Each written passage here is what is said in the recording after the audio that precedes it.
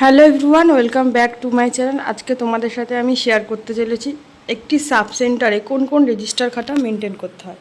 তো প্রথমেই তোমাদেরকে দেখাবো, এটা হচ্ছে স্টাফ অ্যাটেন্ডেন্স রেজিস্টার। এখানে যে কজন স্টাফ রয়েছে তারা প্রত্যেকে এখানে এসে অ্যারাইভাল এবং ডিপারচার এসে সাইন করে।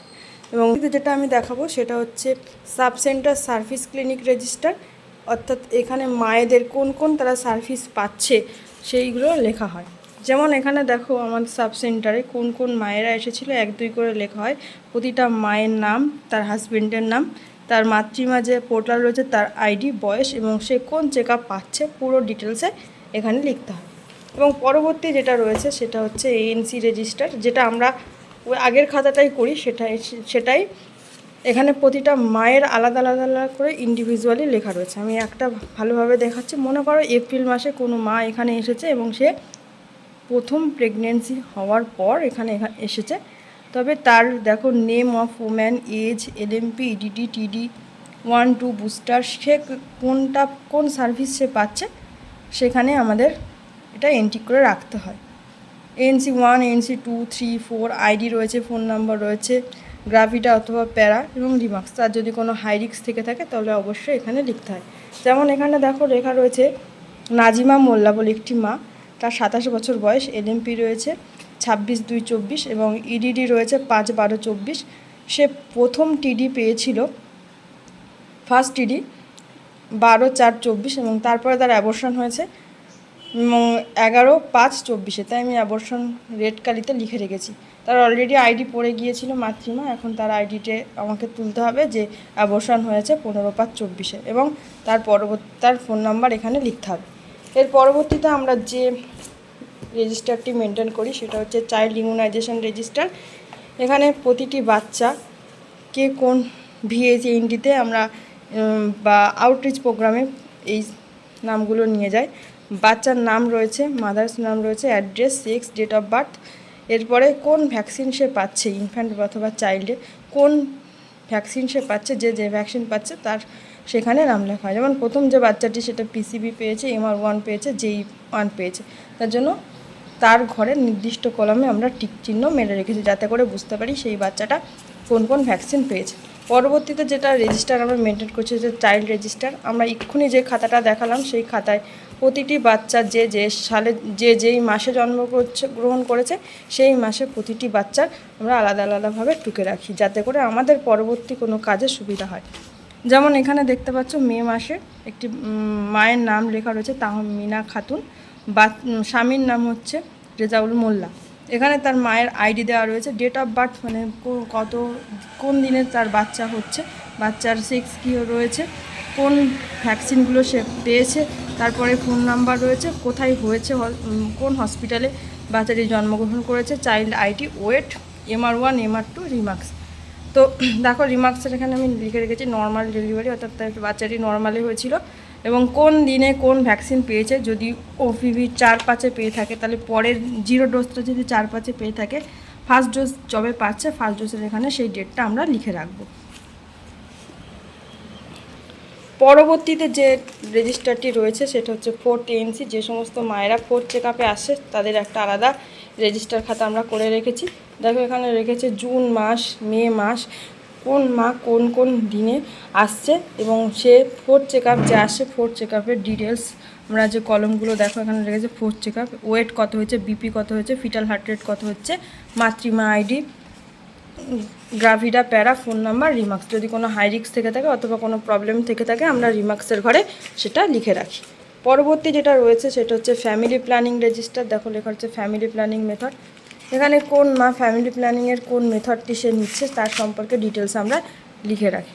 তো দেখো এখানে লেখা রয়েছে আমরা কলামগুলো যেটা করেছি, মায়ের নাম, number of child, type of family, age of last child, LMP, BP, weight, date of injection বা যদি আমরা যদি ইনজেকশান দিই আমরা তবে সেই মায়ের প্রথম ইনজেকশান কবে নিচ্ছে, পরবর্তী ইনজেকশান কবে নেওয়া হবে, কোন ডোজের ইনজেকশান নিচ্ছে সেটা ডিটেলসে লেখা থাকে এবং অ্যাডভাইস লিখে বলি মাকে কোন কোন সুবিধা সম্পর্কে আমরা কিছু উপদেশ প্রদান করি সেগুলো এখানে লিখে রাখি। পরবর্তীতে যেটা রয়েছে এটা দেখো আর একটা রয়েছে যে MPA অন্তরা প্রোগ্রাম, অর্থাৎ যারা অন্তরা ইনজেকশান নেয় তাদের ক্ষেত্রেও একটা এরকম একটা খাতা দিয়েছে, সেই খাতায় আমাদের নাম এন্ট্রি করতে হয়। সেখানে দেখো লেখা রয়েছে minister of health and family welfare, কোন মা নিচ্ছে, তার বয়স, তার address, telephone number, number of living child, last child, LMP, initial, body weight, প্রথমেই তার ওয়েটটা মাপতে হবে, সেই ওয়েটটাই আমরা এখানে লিখে রাখবো। ব্লাড প্রেশার, কোনো যদি মেডিকেল হিস্ট্রি থাকে সেটা লিখতে হবে। টাইপ অফ এমএল অর্থাৎ সাবকাট অন্তরা দিচ্ছে না ইন্টারমাস্কুলার অন্তরা দিচ্ছে সেটা আমাদের লিখে রাখতে হবে। ডেট অফ ইনজেকশন লিখতে হবে। পোস্টপার্টাম কোনো সমস্যা থাকলে এগুলো আমাদের পরপর লিখতে হবে। এই হচ্ছে মেন ব্যাপার। পরবর্তীতে যেটা রয়েছে যে রেজিস্টার সেটা হচ্ছে IHIP রেজিস্টার। প্রতিদিন ফিভার যে কেসগুলো থাকে, ম্যালেরিয়ার যে কেসগুলো ডিটেক্ট করার জন্য, স্ক্রিনিং করার জন্য আমরা এই খাতাটা মেইনলি করেছি। এটা তোমাদের ইচ্ছা মতো করতে পারো। IHIP যে পোর্টালটা রয়েছে সেখান থেকেও তোমরা টুকে নিতে পারো। এছাড়া রয়েছে টিবি রেজিস্টার খাতা। কোনো পেশেন্ট যে টিবি আক্রান্ত হয় তার সে কোন দিন কোন ওষুধ খাচ্ছে সেই সম্পর্কে ডিটেলস এখানে লেখা হয়। এরপরে যেটা রয়েছে ম্যালেরিয়া। তো ম্যালেরিয়ায় আক্রান্ত হলে কোনো পেশেন্ট, সেই ম্যালেরিয়া আক্রান্ত পেশেন্টের পুরো ডিটেলস হিস্ট্রি এখানে লেখা হয়। আসার নাম, পেশেন্টের নাম, address, phone number, age, sex, আর ডিটি স্লাইড ডান কবে টানা হয়েছে, যেদিন টানা হয়েছে তার ডেটটা এখানে দিতে হবে। অ্যাক্টিভ না প্যাসিভ, স্লাইড নম্বর দিতে হবে। Date of dispatch of slide, ল্যাবে কবে দেওয়া হয়েছে, ল্যাব থেকে কবে রিপোর্ট দেওয়া হয়েছে, সেটা রিপোর্টের পর রেজাল্টটা কেমন হয়েছে, প্লাজমোডিয়াম ভাইভাক্স না ফ্যালসিপারাম না মিক্সড না নেগেটিভ নাকি ডেঙ্গু, যদি ডেঙ্গু হয়ে থাকে তবে এখানে লিখতে হবে ডেঙ্গু। যদি ট্রিটমেন্ট করা হয় তো কী নিয়ে সে ট্রিটমেন্টটি পাচ্ছে, ম্যালেরিয়া হলে ম্যালেরিয়া, কবে ডেট শুরু হয়েছে ম্যালেরিয়ার ট্রিটমেন্ট সেটা লিখতে হবে, এবং ডেটটা কবে কমপ্লিট হয়েছে, এবং আউটকাম কেমন আছে, অর্থাৎ কেমন আছে এখানে সেটা এখানে লিখতে হবে। এরপরে লাস্ট যেটা রেজিস্টার মেনটেন করতে হয় সেটা হচ্ছে teenage couple register. Teenage couple রেজিস্টারের মধ্যে এখানে এখনও সেইভাবে খাতাটা এখনও আমার কমপ্লিট করে হয়ে ওঠা হয়নি এখনও, যেহেতু আমি সবে জয়েন করলাম। তো কেমন হবে খাতাটা সেই সম্পর্কে উপর মহলের সাথে কথা বলে আমি বা ব্লকে কথা বলে আমি সেটা করব। তবে করতে হবে টিনেজ কাপেল রেজিস্টার, সেটা এখনও পর্যন্ত আমরা জানি। এরপরে লাস্ট যেটা রয়েছে সেটা হচ্ছে meeting, third Saturday meeting register. তো থার্ড স্যাটারডে মিটিং কেমন হয় না হয় সেটা, থার্ড স্যাটারডে মিটিং অ্যাকচুয়ালি হয় কনভার্জেন্ট মিটিং, যেটা আমার সেন্টারের আন্ডারে প্রতিটি স্টাফ অর্থাৎ এএনএম, দুটো এএনএম, আশা দিদি, অঙ্গনওয়াড়ি দিদি এবং সিএইচও দিদিরা মিলে আয়োজন করেন। যেমন আমার লাস্ট যে হয়েছে থার্ড স্যাটারডে মিটিং সেটা হচ্ছে 15/6/24, 15/6/24। এখানে দেখতে পাচ্ছ প্রত্যেকের সই করা রয়েছে। তো এখানে আমাদের ছিল fever management at home, subject বা বিষয়ে আলোচনার বিষয় ছিল। তো সেই সম্পর্কে আমি এখানে লিখেছি কি কি করতে হবে না হবে, তারপরে এখানে আমি লাস্টে সই করে দিয়েছি। তো মেনলি এই কয়েকটা জিনিস তোমাদের করতেই হবে। আর যেটা মেনটেন করতে হয় অবশ্যই করে সেটা হচ্ছে মা এবং শিশুর সুরক্ষা কার্ড। এটা পুরো ডিটেলসে সুন্দরভাবে ফিল আপ করতে হয়।